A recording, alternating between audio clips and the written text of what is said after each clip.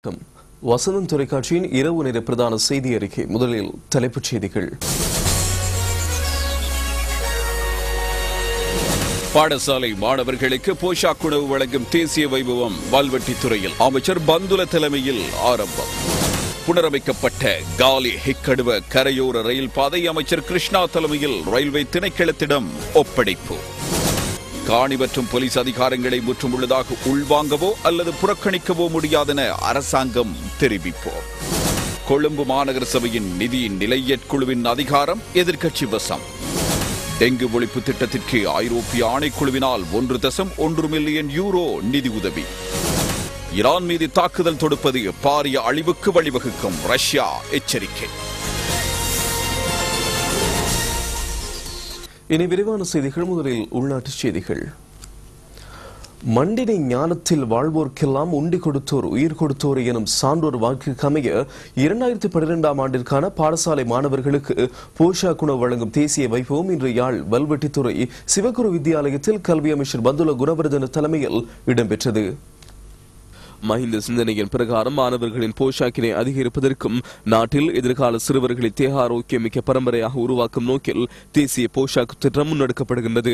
சுகாதார அமைச்சு, பொருளாதார அபிவிருத்தி அமைச்சு மற்றும் உலக உணவு திட்டம், கல்வி அமைச்சு ஆகியன இணைந்து இத்திட்டத்தை முன்னெடுக்கின்றன. பாடசாலை மாணவர்களுக்கு நிறை உணவுடன் கூடிய தேசிய உணவினை வழங்குவதே இத்திட்டத்தின் நோக்கமாகும். 2011ஆம் ஆண்டு 7700 மாணவர்களுக்கு இவ்வாறு பகல் போஷணம் வழங்கப்பட்டன.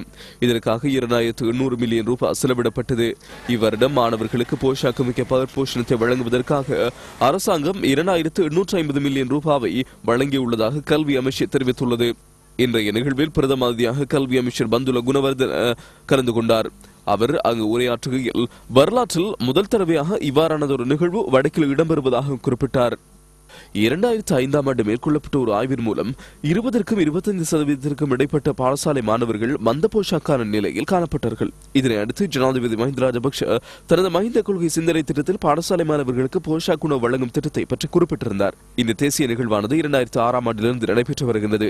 தரம் 1 தொடக்கம் 5 வரையிலான சிறுவர் பாடசாலைகளுக்கு இவை வழங்கப்படுகின்றன.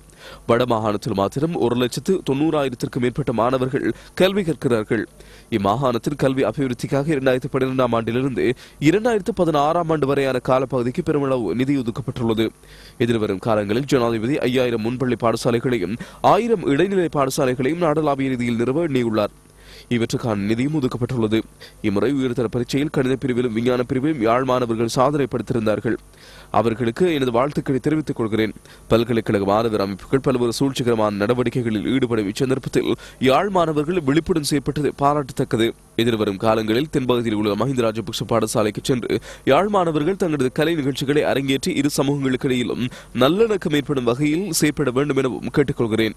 அமைச்சர் டக்ளஸ் தேவானந்தா, பிரதி கல்வி அமைச்சர் காமினி விஜிதமுனி சொய்சா, பாராளுமன்ற உறுப்பினர் நாமல் ராஜபக்ஷ, வடமாகாண ஆளுநர் ஜி சந்திரசிறி, யாழ் மாவட்ட ராணுவ கட்டளை தளபதி மஹிந்த ஹத்துருசிங்க மற்றும் கல்வி அமைச்சின் உயர் அதிகாரிகள் பலரும் கலந்து கொண்டனர். இதேவேளை அரசாங்க பாடசாலை மாணவர்களுக்கு இலவச போஷாக் உணவு வழங்கும் திட்டம் இன்று வடகிழக்கு மாகாணங்கள் உள்ளிட்ட நாட்டின் சகல பிரதேசங்களிலும் இடம்பெற்றன. இத்திட்டத்தின் பிரகாரம் மட்டக்களப்பு மத்திய கல்வி வலய மாணவர்களுக்கு சத்துணவு வழங்கும் உத்தியோகபூர்வ வைபவம் ரவுரு அல் ஜுப்ரியா வித்தியாலயத்தில் அதிபர் எம் மௌஜூத் தலைமையில் நடைபெற்றது. வலய கல்வி பணிப்பாளர் எல் ஜைனுதீன் பிரதமதியாக கலந்து கொண்டார். இந்நிகழ்வில் கோட்ட கல்வி பணிப்பாளர்கள், உதவி கல்வி பணிப்பாளர்கள், பாடசாலை ஆசிரியர்கள் உள்ளிட்ட பலர் கலந்து கொண்டனர். சப்ரகமு மாகாண பாடசாலை மாணவர்களுக்கு இலவச போஷாக் உணவு வழங்கும் வைபவம் ரம்புக்கான இறைவடுள்ள வித்தியாலயத்தில் இடம்பெற்றது. கடந்த வருடம் இத்திட்டத்திற்காக 240 மில்லியன் ரூபாய் செலவிடப்பட்டதாக முதலமைச்சர் மைபால ஹேர் தெரிவித்தார். கேகாலை மாவட்ட பாராளுமன்ற உறுப்பினர்கள் உட்பட பலர் கலந்து கொண்டனர். அம்பாறை மாவட்டத்திலும் இலவச மதிய உணவு திட்டம் வழங்கும் வைபவம் இடம்பெற்றது. அக்கரைப்பட்டி ஜாகிரா வித்யாலய அதிபர் எம் இலியாஸ் தலைமையில் நடைபெற்ற வைபவத்தில் வலய கல்வி பணிப்பாளர் எல் ஃபாசிம், பிரதி கல்வி பணிப்பாளர் ASM அகமது உட்பட உயர் அதிகாரிகள் பலரும் கலந்து கொண்டனர். இங்கு பால், முட்டை போன்ற பகலும் வழங்கப்பட்டன. திருகோணமலை கிண்ணியா கல்வி வலயத்திற்குட்பட்ட கிண்ணியா ஜாகிரா வித்யாலயத்தில் பாடசாலை அதிபர் எம் ஹாசிம் தலைமையில் போஷாக் உணவு வழங்கும் வைபவம் இடம்பெற்றது. இதில் பிரதமதியாக வலய கல்வி பணிப்பாளர் எல் ஹாசிம் கலந்து கொண்டு போஷாக் உணவு திட்டத்தை ஆரம்பித்து வைத்தார். புனரமைக்கப்பட்ட காலி முதல் ஹிக்கடுவை வரையிலான கரையோர ரயில் பாதையை ரயில்வே திணைக்களத்திடம் ஒப்படைக்கும் வைபவம் இன்று இடம்பெற்றது. கரையோர ரயில் பாதையில் காலி முதல் களுத்துறை வரையிலான 72 கிலோமீட்டர் தூரத்தை கொண்ட நிர்மாண பணிகள் பூர்த்தியடைந்து வருகின்றது. மாத்தறை முதல் காலி வரையிலான முதலாம் கட்ட நிர்மாண பணிகள் பூர்த்தி செய்யப்பட்டு ஏற்கனவே திறந்து வைக்கப்பட்டது. காலி முதல் ஹிக்கடுவை வரை நவீனமயப்படுத்தப்பட்ட ரயில் பாதையை இன்று ரயில்வே திணைக்களத்திடம் உத்தியோகபூர்வமாக ஒப்படைக்கப்பட்டது. இந்திய வெளியுறவுத்துறை அமைச்சர் SM கிருஷ்ணா, போக்குவரத்து அமைச்சர் குமார வெல்கம் ஆகியோர் இவ்வைபவத்தில் அதிதிகளாக கலந்து கொண்டனர். ஏராளமான அமைச்சர்களும் இதில் கலந்து கொண்டனர். நவீன முறையில் கான்கிரீட் முறையிலான ஸ்லீப்பர் கட்டைகள் மற்றும் தண்டவாளங்கள் பயன்படுத்தப்பட்டு அமைக்கப்பட்டுள்ள இந்த ரயில் பாதையில் மணிக்கு 100 கிலோமீட்டர் வேகத்தில் ரயில்களை இயக்கலாம். இனங்களுக்கிடையே நல்லுறவுடனான 13வது திருத்தச் சட்டத்தின் அடிப்படையிலான தீர்வினை முன்வைக்க வேண்டும் என்பதே இந்திய அரசாங்கத்தின் நிலைப்பாடாகும் என இந்திய வெளியுறவு அமைச்சர் SM கிருஷ்ணா தெரிவித்துள்ளார். போரினால் பாதிப்புகளை எதிர்கொண்ட வடமாகாணத்தின் அபிவிருத்திக்கும் பொருளாதார மேம்பாட்டுக்கும் இந்திய அரசாங்கம் தொடர்ந்து உதவிகளை வழங்கும் என்றும் அவர் உறுதியளித்துள்ளார். நேற்று யாழ்ப்பாணத்திற்கு விஜயம் செய்த இந்திய வெளியுறவு அமைச்சர் யாழ் பொது நூலகம் ஒன்றில் ஏற்பாடு செய்யப்பட்ட இடத்தில் இந்திய உதவியுடன் மேல் குடியமர்த்தப்பட்ட மக்களுக்கு 10,000 சைக்கிள்கள் வழங்கும் நிகழ்வில் கலந்து கொண்டார். இந்த நிகழ்வில் உரையாற்றும் போதே இந்திய வெளியுறவு அமைச்சர் இதனை தெரிவித்தார். யாழ்ப்பாணத்தில் மேலும் பல அபிவிருத்தி பணிகளுக்கு இந்திய அரசாங்கம் தொடர்ந்து உதவிகளை வழங்கி வருகின்றது. இதன் அடிப்படையில் காங்கேசன்துறை துறைமுகத்தினுடைய அபிவிருத்தி $19 மில்லியன் பெறுமதியில் மேற்கொள்ளப்பட்டுள்ளது. இதனூடாக கப்பல் போக்குவரத்து சீரடைந்து மீனவர்களும் நன்மை அடைந்துள்ளனர். இதே நேரம் யாழ் அரியாலை பகுதியில் இந்திய அரசாங்கத்தின் உதவியுடன் நிர்மாணிக்கப்பட்ட வீட்டு திட்டத்தின் 40 வீடுகள் இந்திய வெளியுறவு அமைச்சரினால் உத்தியோகபூர்வமாக கையளிக்கப்பட்டது. இந்திய நிதி உதவியுடன் முதல் கட்டமாக வடபகுதியில் 1000 வீடுகள் நிர்மாணிக்கப்பட்டுள்ளன. இதில் 50 வீடுகள் அரியாலை பகுதியில் நிர்மாணிக்கப்பட்டுள்ளன. இவ்வீடுகளுக்கான உறுதிகளையும் இந்திய வெளியுறவு அமைச்சர் SM கிருஷ்ணா பயனாளிகளிடம் கையளித்தார். இந்த நிகழ்வுகளில் அமைச்சர்களான பேராசிரியர் GL பீரிஸ், பசில் ராஜபக்ச, டாக்லஸ் தேவானந்த, ரிஷாட் பதியுதீன், வடமாகாண ஆளுநர் GA சந்திரசரி ஆகியோரும் கலந்து கொண்டனர். இலங்கைக்கான இந்திய உயர்ஸ்தானிகர் அசோக் காந்தா, இந்தியாவிற்கான இலங்கை உயர்ஸ்தானிகர் பிரசாத் காரியவசம் ஆகியோரும் இதில் இணைந்திருந்தனர். இவ்விஜயத்திற்கு முன்னர் இந்திய வெளியுறவு அமைச்சர் SM கிருஷ்ணா கிளிநொச்சி மாவட்ட வைத்தியசாலைக்கு சென்று $117 மில்லியன் பெறுமதியான மருத்துவ உபகரணங்களை கையளித்தார். கிளிநொச்சி வைத்தியசாலை, முல்லைத்தீவு வைத்தியசாலை ஆகியவற்றுக்கு மருந்து பொருட்கள் வழங்கப்பட்டன. இருதய சத்திர சிகிச்சை நோய் இனங்காணல் ஆகியவற்றுக்கான உபகரணங்களும் இதில் அடங்கியிருந்தன. கிளிநொச்சி சிவபாத கலையக கல்லூரிக்கு சென்ற இந்திய வெளியுறவு அமைச்சர் அங்கு புனரமைக்கப்பட்ட பாடசாலை கட்டடங்களையும் திறந்து வைத்தார். இந்திய அரசின் உதவியின் கீழ் யுத்தத்தினால் சேதமடைந்த 79 பாடசாலைகள் தற்போது புனரமைக்கப்பட்டு வருகின்றன. கிளிநொச்சி, முல்லைத்தீவு, வவுனியா மாவட்டங்களில் புனரமைக்கப்படும் பாடசாலைகளுக்கென $170 மில்லியன் செலவிடப்படுகின்றது. தேசிய இனப்பிரச்சினைக்கு தீர்வு காண்பதற்காக மீண்டும் செனட் சபை அமைக்கப்பட உள்ளதாக அமைச்சர் கெஹலிய ரம்புக்வெல தெரிவித்துள்ளார். பாராளுமன்ற தெரிவுக்குழு ஊடாக பேச்சுவார்த்தைகளை மேற்கொள்ளப்பட்டு செனட் சபை உருவாக்குவதே அரசாங்கத்தின் நிலைப்பாடு என்றும் தகவல் திணைக்களத்தில் இன்று இடம்பெற்ற அமைச்சரவை தீர்மானங்களை அறிவிக்கும் ஊடகவியலாளர் மாநாட்டில் அமைச்சர் தெரிவித்தார். மத்திய அரசுக்கும் மாகாண அரசுக்கும் இடையில் தொடர்புகள் இருக்க வேண்டும். இவ்வாறு உறவுகளை கட்டியெழுப்பதற்கு செனட் சபை, அதாவது மேல் சபை ஒன்று உருவாக்கப்படுவது சிறந்தது என நாங்கள் தீர்மானித்தோம். இதில் சிறுபான்மை உட்பட பல்வேறு துறைகளைச் சேர்ந்த நிபுணர்கள் உள்ளடக்கப்படுவார்கள். இவர்கள் எதிர்கால அபிவிருத்திக்கான திட்டங்களை வகுப்பார்கள். இவ்வாறானது ஒரு குழுவை நியமிப்பதன் மூலம் சிறந்த புத்திஜீவிகள் நிரம்பிய நிபுணர்கள் இருப்பார்கள். இரண்டாவதாக, இதன் மூலம் மாகாண அரசிற்கும் மத்திய அரசிற்கும் இணைப்பு உருவாகும். முரண்பாடுகள் இல்லாமல் தொடர்புகள் இதனால் ஏற்படும். வெளியில் பேச்சுவார்த்தைகள் இடம்பெற்றாலும் அவை இறுதியில் பாராளுமன்ற அங்கீகாரத்திற்காக வர வேண்டும். தெரிவுக்குழுவின் மூலம் இவை அனைத்தையும் நிறைவேற்றலாம். இலங்கையில் ஏராளமான கட்சிகள் உள்ளன. 20க்கும் மேற்பட்ட கட்சிகள் இணைந்து அரசாங்கம் முன்னணியாக செயல்படுகிறது. நிறைவேற்ற அதிகாரம் கொண்ட ஜனாதிபதியை அனைத்து இன மக்களும் இணைந்தே தெரிவு செய்கின்றனர். எவ்வளவுதான் பேச்சுவார்த்தைகள் இடம்பெற்றாலும் பாராளுமன்றத்தில் விவாதிக்கப்பட்டு உரிய தீர்வினை நாம் காண வேண்டும். இதற்கு நிறைவேற்ற அதிகாரம் கொண்ட ஜனாதிபதி உரிய ஆதரவை வழங்குவார் என உறுதியளித்துள்ளார். பாராளுமன்ற தெரிவுக்குழுவினால் மேற்கொள்ளப்படும் எந்த ஒரு தீர்மானத்திற்கும் நாட்டின் தலைவர் இணங்குவார் என்பதை நாங்கள் தெளிவாக தெரிவிக்கின்றோம். செனட் சபைக்கு வழங்கப்படும் அதிகாரங்கள் மற்றும் ஏனைய திருத்தங்கள் தொடர்பான தீர்மானங்கள் பாராளுமன்ற தெரிவுக்குழுவினூடாகவே மேற்கொள்ளப்பட வேண்டும் எனவும் அமைச்சர் கெஹலிய ரம்புக்வெல தெரிவித்தார். போலீஸ் மற்றும் காணி அதிகார பகிர்வு தொடர்பாக ஒரு சில பிரச்சனைகள் உள்ளன. இவ்வாறு பல்வேறு பிரச்சனைகள் இருப்பதால் இவற்றை ஒதுக்கவும் முடியாது, புறக்கணிக்கவும் முடியாது. பிரச்சனை இருக்குமானால் அது தொடர்பாக பேச்சுவார்த்தைகள் நடத்தப்பட வேண்டும்.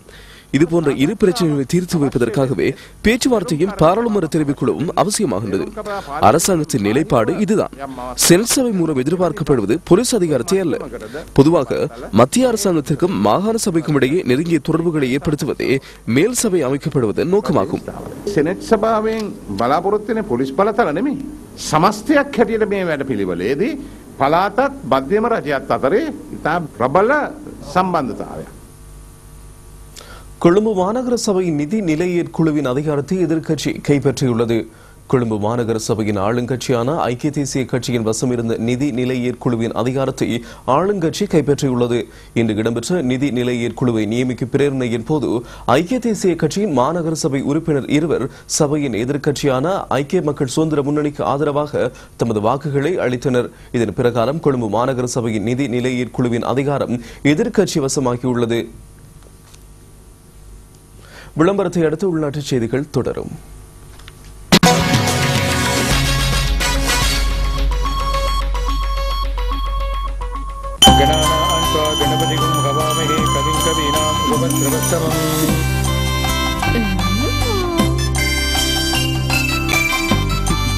நேரமாச்சு. அப்பா சொல்லுங்க மகள். நாங்கள் ரெடி. சொல்லுங்க. சரி சொல்லுங்க அப்பா. ஸ்வேதா ஸ்வேதா ஸ்வேதா. உலகெங்கும் உள்ள உறவுகளை ஒன்றிணைக்கும் மொபிட்டலின் கண்ணியமான பந்தம். அப்பா நீங்க பக்கத்துல இல்லாத குறையே தெரியல. சூழலை காத்திடுங்கள். ஏதேனும் ஒரு பழைய CFL பல்பை அருகில் உள்ள கடையில் கையளித்து புதிய orange CFL ஒன்றின் விலையில் 10 ரூபாய் தள்ளுபடி பெறுங்கள்.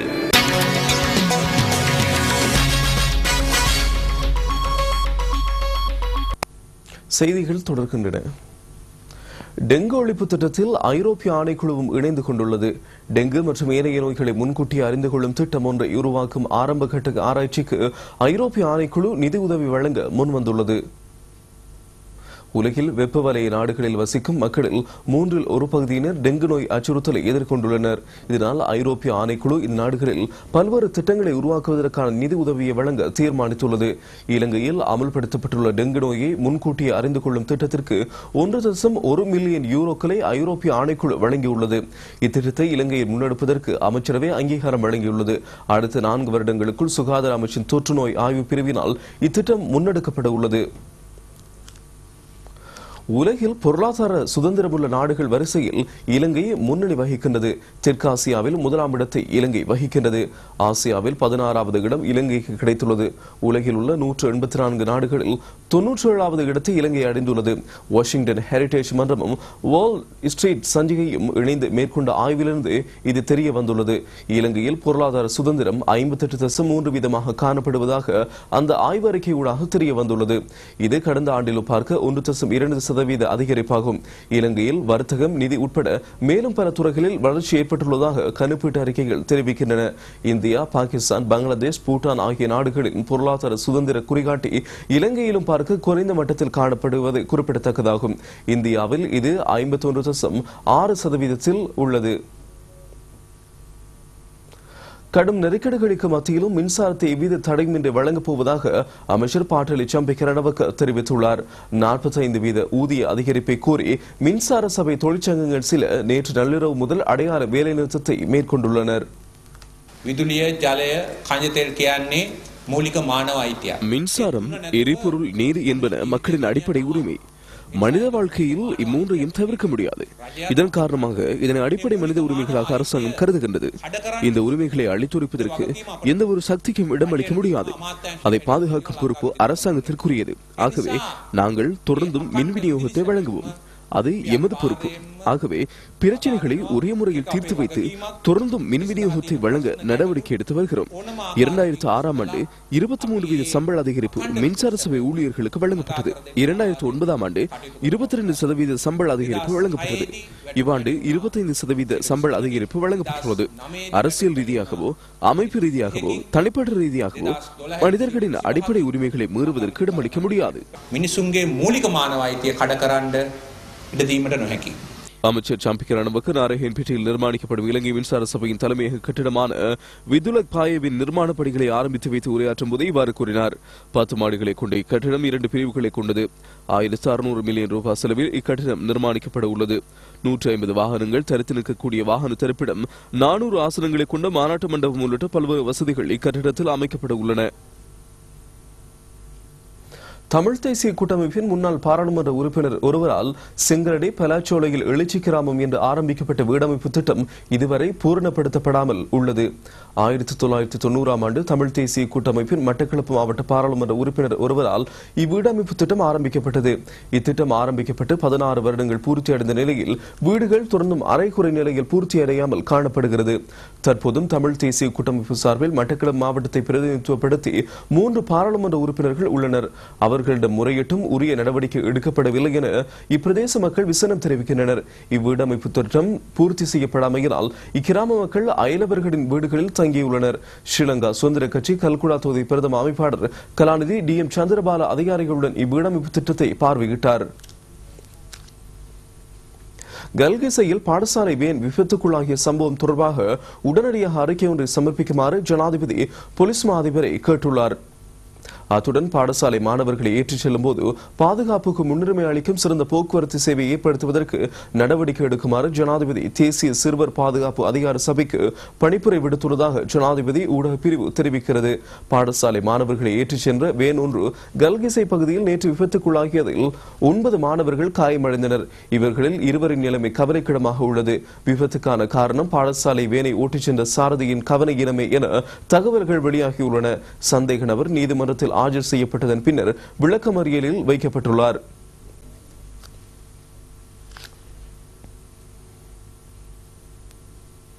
இதேவேளை கல்கிசையில் இடம்பெற்ற விபத்து தொடர்பாகவும் நாட்டில் இடம்பெற்று வரும் விபத்துகள் தொடர்பாகவும் இன்று நடைபெற்ற ஊடகவியலாளர் மாநாட்டில் போலீஸ் ஊடக பேச்சாளரும் போலீஸ் அத்தியட்சகருமான அஜித் ரோஹன கருத்து வெளியிட்டார். 2010ஆம் ஆண்டு 223 பேர் விபத்துகளினால் மரணமடைந்துள்ளனர். 3400 பேர் விபத்துகளினால் காயமடைந்துள்ளனர். இது துரதிருஷ்டவசமான நிலையாகும். போக்குவரத்து போலீசாருக்கோ சாதாரண போலீசாருக்கோ இவற்றை தடுக்க முடியாது. இது தொடர்பாக சமூக ரீதியான விழிப்புணர்வு உருவாக்கப்பட வேண்டும். கல்கிசை விபத்தின் பின்னராவது இதுபோன்ற விழிப்புணர்வு ஏற்பட வேண்டும். ஜனாதிபதி இவ்விபத்து தொடர்பாக போலீஸ் அதிபருக்கு விசேட விசாரணைகளை மேற்கொள்ளுமாறு அறிவுறுத்தியுள்ளார். பாடசாலை சேவையில் ஈடுபட்டுள்ள இதுபோன்ற வாகனங்களின் நிலைமை தொடர்பாகவும் சாரதிகளின் தகுதி தொடர்பாகவும் ஆராய்ந்து அது தொடர்பாக நடவடிக்கை எடுக்குமாறு ஜனாதிபதி போலீஸ் மா அதிபருக்கு ஆலோசனை வழங்கியுள்ளார். கொழும்பு தேசிய வைத்தியசாலை வைத்தியர்கள் நாளை காலை 8 மணி முதல் 24 மணி நேர அடையாள வேலை நிறுத்தத்தில் ஈடுபட தீர்மானித்துள்ளதாக அரசாங்க மருத்துவ அதிகாரிகள் சங்கம் தெரிவித்துள்ளது. இதேவேளை அரசு மருத்துவர்கள் இதுபோன்ற தொழிற்சங்க நடவடிக்கையில் ஈடுபடுவது சட்டவிரோதமானது என சட்டத்துறை நிபுணர்கள் தெரிவித்துள்ளனர். எதிர்வரும் பிப்ரவரி மாதம் வரை அவர்களுக்கு தொழிற்சங்க நடவடிக்கைகளில் ஈடுபடக்கூடாது என தெரிவித்து நீதிமன்றம் இடைக்கால உத்தரவை பிறப்பித்துள்ளதாக சட்டத்தரணி சந்திர பெரேரா தெரிவித்தார்.